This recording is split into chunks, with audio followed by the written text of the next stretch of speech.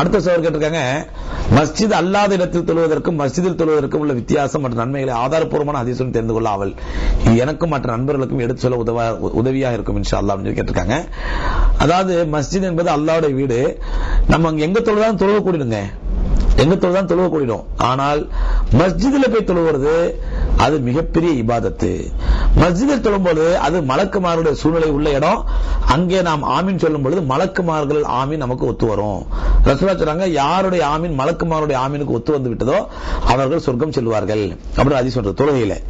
இரண்டாவது, பள்ளிவாசலுக்காக நீங்க நடந்து செல்லும் பொழுது, மஸ்ஜிதுக்காக நடந்து செல்லும் பொழுது ரசூலுல்லாஹ் சொல்றாங்க, வீட்டுல ஒது செஞ்சுட்டு பள்ளிவாசல் நடந்து போனீங்கடா, நீங்க நடந்து செல்லும் பொழுது ஒவ்வொரு ஸ்டெப்புக்கும் ஒரு நன்மை எழுதப்படுகிறது, சொர்க்கத்தின் ஒரு அந்தஸ்து உயர்த்தப்படுகிறது, ஒரு பாவம் அழிக்கப்படுகிறது. ரசூலுல்லாஹ் சொல்றாங்க, ஒரு நன்மை எழுதப்படுகிறது, சொர்க்கத்தின் ஒரு அந்தஸ்து உயர்த்தப்படுகிறது, ஒரு பாவம் அழிக்கப்படுகிறது ஒவ்வொரு ஸ்டெப்புக்கும். நபி ஸல்லல்லாஹு அலைஹி வஸல்லம் சொல்றாங்க.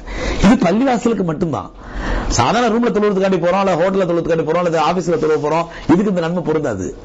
அதனால பள்ளிவாசல் என்பது அல்லாஹ்வால் வக்ஃப் செய்யப்பட்ட இடங்கள். பள்ளிவாசல்கள் அல்லாஹ்வால் வக்ஃப் செய்யப்பட்டு, இது பள்ளிவாசல், வேற எந்த ஆக்டிவிட்டி கிடையாது, இது கியாமத் நாளில் பள்ளிவாசலா இருக்கும் என்று வக்ஃப் செய்யப்பட்டால் மட்டும்தான் அது பள்ளிவாசலாக கருதப்படும். ஆகவே பள்ளிவாசல்ல போய் தொழுவது என்பது அபரிமிதமான நன்மைகளை கொண்டது. ஒவ்வொரு ஸ்டெப்புக்கும் ஒரு நன்மை. இது உங்க ஆபீஸ்லயோ உங்க வீட்லயோ இல்ல மற்ற கடைகளிலேயோ ஜமாத்தா தொழுதீங்கன்னா அந்த நன்மை கிடைக்காது. அதனால பள்ளிவாசலுக்கு போய் தொழுவதை வழமையாக்கிக் கொள்ள வேண்டும். இது அல்லாஹ்வுடைய மிகப்பெரிய சவாபான நன்மை தரக்கூடிய காரியம்.